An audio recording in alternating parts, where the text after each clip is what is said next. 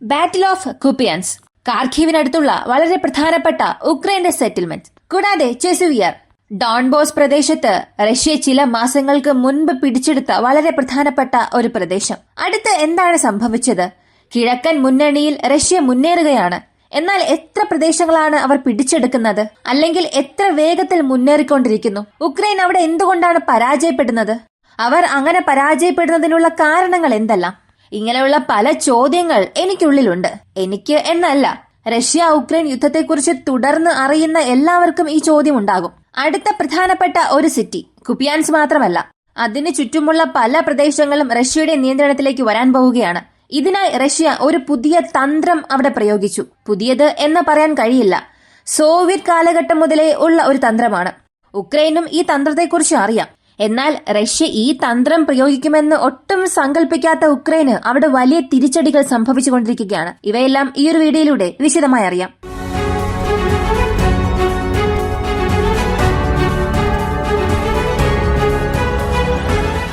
സത്യത്തിൽ Russia Ukraine യുദ്ധം 3-ാം വർഷത്തിലേക്ക് അടുക്കുകയാണ്. ഇന്ന് എന്ത് സംഭവിക്കുന്നു എന്നുള്ളത് അറിയണം. ചില ദിവസങ്ങൾക്ക് മുൻപാണ് റഷ്യ ഒരു വലിയ മിസൈൽ ബാരേജ് ഉക്രൈനിൽ ചെയ്തത്. അതിൽ ഞാൻ പറഞ്ഞിരുന്നു, കാർഖീവിന് ചുറ്റുമുള്ള പ്രദേശങ്ങളിലും ഈ മിസൈൽസിന്റെ ചില സ്ഫോടനം അനുഭവപ്പെട്ടിട്ടുണ്ട്. റഷ്യ അവിടെയും ലക്ഷ്യം വെച്ച് ആക്രമിച്ചിട്ടുണ്ട്. കാർഖീവ് ഫ്രണ്ടിലും സംഘർഷം അധികമായി കൊണ്ടിരിക്കുകയാണ് എന്ന്. അത് ഇപ്പോ നടന്ന സംഭവവുമായി ബന്ധിപ്പിച്ചു നോക്കേണ്ട ഒരു പ്രതിഭാസമായി മാറിയിട്ടുണ്ട്. പോരാത്തതിന് ഈസ്റ്റേൺ ഫ്രണ്ടിൽ ചെസിവിയാറിന് ചുറ്റുമുള്ള പ്രദേശങ്ങൾ, പോക്രോവേഴ്സിന് ചുറ്റുമുള്ള പ്രദേശങ്ങൾ, ഇവ മുഴുവനും റഷ്യയുടെ സൈന്യത്താൽ ചുറ്റി വളച്ചിട്ടുണ്ട്. അടുത്തിടെ ഒരു 3 ദിവസങ്ങൾക്ക് മുൻപ് ഫോക്സിൽ ഇതിനെക്കുറിച്ചുള്ള ഒരു ആർട്ടിക്കിൾ പുറത്തു വന്നിരുന്നു. അതിന്റെ സ്ക്രീൻഷോട്ട് ഇതാണ്. അതിൽ അവർ പറഞ്ഞിരിക്കുന്നത്, കുപ്പിയാൻസ് മേഖല എന്നത് ഉക്രൈന് വളരെ പ്രധാനപ്പെട്ട പ്രതിരോധ നിരയാണ്. അതുപോലെ തന്നെയാണ് ചെസിവിയാറും. കുപ്പിയാൻസിനെക്കാട്ടിലും ചെസിവിയാർ എന്നത് ഭൂമിശാസ്ത്രപരമായി ഉക്രൈന് ഒരു കവചമായ നഗരമാണ്. അതിനുള്ള കാരണം ഈ ഭൂപടം നിങ്ങൾ നോക്കുക. ഈ പച്ച നിറത്തിൽ കാണുന്ന ഷെയ്ഡ്, ഈ കിഴക്കൻ ഭാഗത്തുള്ളതാണ് റഷ്യയുടെ പ്രദേശം. പടിഞ്ഞാറൻ ഭാഗത്തും വടക്ക് പടിഞ്ഞാറൻ ഭാഗത്തും അതിനു ചുറ്റുമുള്ളതെല്ലാം ഉക്രൈന്റെ ഡിഫൻസീവ് പൊസിഷൻസ് ആണ്. ഇത് കാണുമ്പോൾ നിങ്ങൾക്ക് എന്താണ് മനസ്സിലാകുന്നത്? ചുറ്റുമുള്ള എല്ലാ പ്രദേശങ്ങളിലും റഷ്യ പിടിച്ചെടുത്തിട്ടുണ്ട്. ഈ ഒരു സ്ഥലം മാത്രം എന്തുകൊണ്ടിങ്ങനെ ഒറ്റയ്ക്ക് നിൽക്കുന്നു എന്ന്.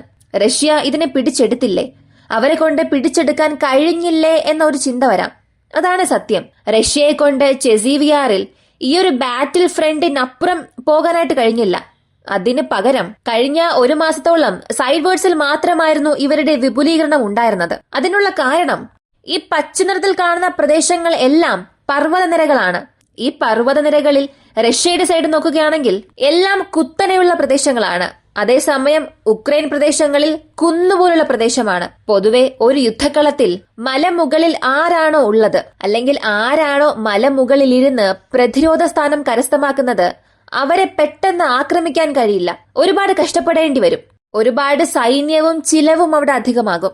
ഒഫൻസീവ് ചെയ്യുന്നവർക്ക് ഒരുപാട് സൈന്യത്തിന്റെയും ചിലവിന്റെയും ആവശ്യം വരും. ഇവിടെയുള്ള ഈ സ്വാഭാവികമായ ക്രമീകരണം ഉക്രൈന് ഒരു മതില് പോലെ നിൽക്കുകയാണ്. ഇതുപോലെയാണ് കുപ്പിയാൻസ് മേഖലയിലും. അവിടെയും ഇതുപോലുള്ള വലിയ പർവ്വതനിരകൾ ഒന്നുമില്ലെങ്കിലും അവിടെവിടെയായി ഉക്രൈന് അനുകൂലമായ രീതിയിൽ ഒരുപാട് കുന്നുകളുണ്ട്, ചെറിയ ചെറിയ കുന്നുകൾ. ഈ പ്രദേശം ഉക്രൈൻ ഇത്രയും ദിവസം ഉപയോഗിച്ചത് ചെറിയ ചെറിയ തന്ത്രപരമായ യൂണിറ്റ്സ് ആയി തിരിക്കും.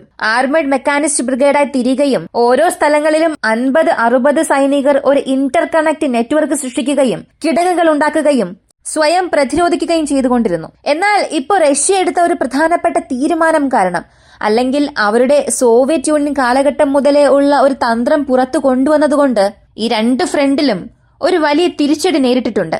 ഇതിനകം ആ പ്രദേശത്ത് 2 പേരുമുണ്ട്, റഷ്യയുമുണ്ട് ഉക്രൈനുമുണ്ട്. എന്നാൽ ഉക്രൈൻ പ്രതീക്ഷിച്ചതുപോലെ അല്ല റഷ്യ പ്രവർത്തിച്ചത്. കിഴക്കൻ മുന്നണിയിൽ ഉക്രൈൻ എത്രത്തോളം റഷ്യയിൽ ആധിപത്യം സ്ഥാപിക്കണമെന്ന് ചിന്തിച്ചോ അതൊന്നും ഇവിടെ അവർക്ക് സാധിച്ചില്ല.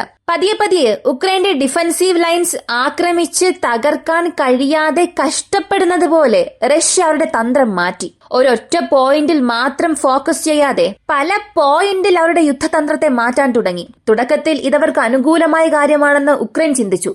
പക്ഷേ പിന്നീട് ഇത് തന്നെ അവർക്ക് പ്രതികൂലമായി മാറി. തുടക്കത്തിൽ അനുകൂലമായി മാറിയത് എങ്ങനെയാണെന്ന് ചോദിച്ചാൽ അവർ ചിന്തിച്ചത് റഷ്യ ഈ പോയിന്റിൽ പ്രഷർ നൽകുന്നില്ല എന്ന്. ഇതിനെല്ലാം പ്രഷർ പോയിന്റ്സ് എന്നാണ് പറയുന്നത്. ഈ പ്രഷർ ഇവിടെ ഇല്ലാത്തത് കൊണ്ട് റഷ്യ ഉക്രൈൻ ഒഫൻസീവിൽ ആക്രമിക്കാൻ കഴിയുന്നില്ല. അപ്പോ ഉക്രൈന്റെ ഡിഫൻസീവ് ലൈൻസ് സ്ട്രോങ് ആണ് എന്നുള്ള ഒരു വിശ്വാസം ഉക്രൈൻ സൈനികർക്ക് അവർ നൽകാൻ തുടങ്ങി. ഇങ്ങനെ നൽകാൻ തുടങ്ങിയതിനു ശേഷം ഉക്രൈൻ എന്തായിരിക്കും ചിന്തിക്കുക? നമ്മുടെ ഡിഫൻസീവ് ലൈൻസ് എല്ലാം വളരെ സ്ട്രോങ് ആണ്, അതുകൊണ്ട് റഷ്യൻ സൈനികർ വീണ്ടും അകത്തേക്ക് വന്നാൽ പോലും നമ്മെ കൊണ്ട് ഡിഫെൻഡ് ചെയ്യാൻ സാധിക്കും. ആ ഒരു ചിന്തയോടുകൂടിയായിരുന്നു അവർ ഉണ്ടായിരുന്നത്. എന്നാൽ പ്രതീക്ഷിക്കാത്ത സമയത്ത് റഷ്യ ചെറിയ ചെറിയ യൂണിറ്റ്സ് ആയി അകത്തേക്ക് വരാൻ തുടങ്ങി. ഇത് ഉക്രൈൻ എങ്ങനെയൊക്കെയോ ഊഹിച്ചെടുക്കുകയും അവരുടെ ആർട്ടിലറി സ്ട്രൈക്ക് വഴി റഷ്യൻ സൈനികരിൽ ഒരു ആക്രമണം നടത്തി. ഇതിലും റഷ്യക്ക് വലിയ തിരിച്ചടിയുണ്ടായി. ഓരോ സ്ഥലങ്ങളിലും കുറഞ്ഞത് 20 പേരോളം മരിച്ചിട്ടുണ്ടാകും. അത്രത്തോളം ഈ 2 പ്രദേശങ്ങളിലും വലിയൊരു തിരിച്ചടി റഷ്യക്കുണ്ടായി. പെട്ടെന്ന് അവിടെ ഒരു ഗ്യാപ്പ് ഉണ്ടാകുന്നു. തീർച്ചയായും റഷ്യ ഇനി തിരികെ വരാൻ ചില ആഴ്ചകളെങ്കിലും എടുക്കുമെന്ന് ഉക്രൈൻ ചിന്തിച്ചു. എന്നാൽ ആ സമയത്താണ് റഷ്യ അവരുടെ തന്ത്രം മാറ്റി. ഈ സമയത്ത് ഉക്രൈൻ ചിന്തിച്ചുകൊണ്ടിരിക്കുന്നത്, ഇനി അത്ര പെട്ടെന്നൊന്നും റഷ്യ ഇങ്ങോട്ടേക്ക് തിരികെ വരില്ല. നമുക്ക് ഒരു ഗ്യാപ്പ് ലഭിച്ചിട്ടുണ്ട്. ഈ ഗ്യാപ്പ് ഉപയോഗിച്ച് നമ്മുടെ ഡിഫൻസീവ് ലൈൻ വീണ്ടും സ്ട്രോങ് ആക്കാമെന്ന്. അങ്ങനെ ഒരു പദ്ധതിയിലുള്ളപ്പോഴാണ് പ്രതീക്ഷിക്കാത്ത സമയത്ത് റഷ്യയുടെ പുതിയ തന്ത്രപരമായ ആക്രമണം നടന്നത്. ഇത് അല്പം പോലും ഉക്രൈനെ കൊണ്ട് ഊഹിച്ചെടുക്കാൻ സാധിച്ചില്ല. തനിക്ക് നേരെ ആക്രമിക്കാൻ വരുമെന്ന് ചിന്തിച്ചപ്പോൾ തനിക്ക് 2 വശങ്ങളിൽ നിന്നും പല ഭാഗങ്ങളിൽ നിന്നും റഷ്യയുടെ സൈന്യം മുന്നേറാൻ തുടങ്ങി. യു ഷേപ്പിൽ അവരെ ചുറ്റി വളച്ചപ്പോൾ ഒരേയൊരു പോയിന്റ് മാത്രമേ എക്സിറ്റ് പോയിന്റായി ഉണ്ടായിരുന്നുള്ളൂ. ആ സമയം ഉക്രൈൻ ഉണ്ടായിരുന്നത് 2 ഓപ്ഷനാണ്. ഒന്നുകിൽ അകത്തേക്ക് വരുന്ന ഇൻകമിംഗ് ഫോഴ്സസുമായി ആക്രമിച്ച് അവിടെ ഒരു സംഘർഷം നടന്ന് മരിക്കുക, അതല്ല എങ്കിൽ രക്ഷപ്പെട്ടാൽ മതി എന്ന് കരുതി എക്സിറ്റ് പോയിന്റിനെ നോക്കി ഓടുക. അവിടെ നിന്ന് രക്ഷപ്പെടാൻ ശ്രമിക്കുകയും അവിടെയും റഷ്യൻ സൈനികർ വരും. അവരുടെ കൂടെ വീണ്ടും ഒരു സംഘർഷത്തിൽ ഏർപ്പെട്ട് മരിക്കുക. അപ്പോ മരിക്കുക മാത്രമായിരുന്നു ഒരേയൊരു വഴി. രക്ഷപ്പെടുക എന്നുള്ളത് അസാധ്യമായ കാര്യമായിരുന്നു. പഴയതുപോലെ ചെറിയ ചെറിയ യൂണിറ്റ്സായി റഷ്യ സൈന്യത്തെ അകത്തേക്ക് അയക്കും എന്ന് ഉക്രൈൻ പ്രതീക്ഷിച്ചപ്പോൾ അവർ പ്രതീക്ഷിക്കാത്ത രീതിയിൽ ഒരു വലിയ ഫോഴ്സ് അകത്തേക്ക് വന്നു. ഉക്രൈനെ കൊണ്ട് അത് ഗസ് ചെയ്യാൻ പോലും സാധിച്ചില്ല. ഈ ഒരു തന്ത്രത്തിന്റെ പേര് ബോയിലിംഗ് കോൾഡ്രൺ വാർഫെയർ. ഇത് ഡബിൾ ഫ്ലാങ്ക് മാനുവേഴ്സിലൂടെയാണ് അവർ അച്ചീവ് ചെയ്തത്. അതായത് ഇപ്പോൾ റഷ്യ ചെയ്തതുപോലെ ഒരേ സമയത്ത് 2 വശങ്ങളിൽ നിന്നും ആക്രമിക്കുക.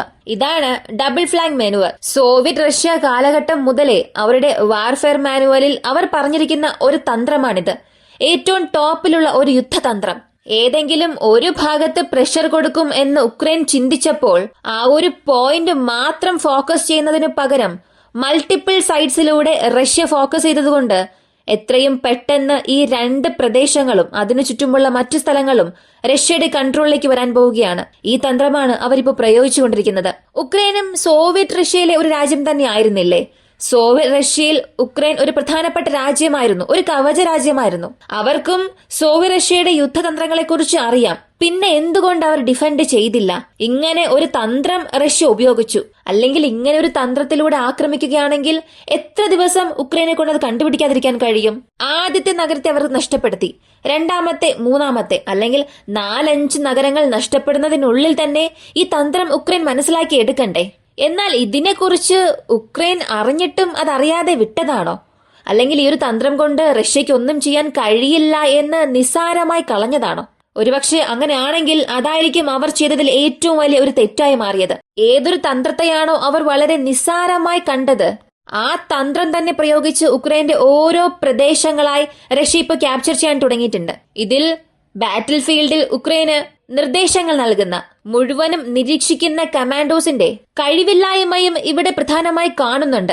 ഓരോ ചെറിയ ചെറിയ യുദ്ധങ്ങളിലും അവർ കാരണമുണ്ടാകുന്ന ചെറിയ പിഴവുകൾ ഉക്രൈന് വലിയ പ്രശ്നമായി മാറുകയാണ്. ഈസ്റ്റേൺ ഫ്രണ്ടും പതിവ് പോലെ തന്നെ പ്രതീക്ഷിച്ചതിലും വളരെ വേഗത്തിൽ തകരുകയാണ്. ഇതിന് കാരണം എല്ലാവർക്കും അറിയാം. കേഴ്സ്ക് ഇൻവേഷൻ മാത്രം അല്ല. പല വീഡിയോസിൽ ഞാൻ പറഞ്ഞു, കേഴ്സ്ക് ഇൻവേഷൻ, കേഴ്സ്കിനെ ആക്രമിച്ചതുകൊണ്ട് മാത്രം ഈ ഫ്രണ്ട് കൊളാപ്സ് ആയില്ല. ഇതിനകം തന്നെ ഉക്രൈന് താങ്ങാനാകുന്നതിനുമപ്പുറമുള്ള നഷ്ടങ്ങൾ ഈ യുദ്ധത്തിലൂടെ സംഭവിച്ചിട്ടുണ്ട്. മാൻ പവറിനപ്പുറം നിരവധി പ്രശ്നങ്ങൾ ഉക്രൈൻ ഇവിടെ നേരിടുന്നുണ്ട്. ഈ ഒരു വീഡിയോ കുറിച്ചുള്ള നിങ്ങളുടെ അഭിപ്രായങ്ങൾ കമന്റിൽ പറയുക. വീഡിയോ ഇഷ്ടമായാൽ ലൈക്ക് ചെയ്യുക, ഷെയർ ചെയ്യുക. നമ്മുടെ ചാനൽ ആദ്യമായി കാണുന്നവരാണെങ്കിൽ മറക്കാതെ സബ്സ്ക്രൈബ് ചെയ്ത് സപ്പോർട്ട് ചെയ്യുക. മറ്റൊരു വീഡിയോയുമായി വീണ്ടും കാണാം.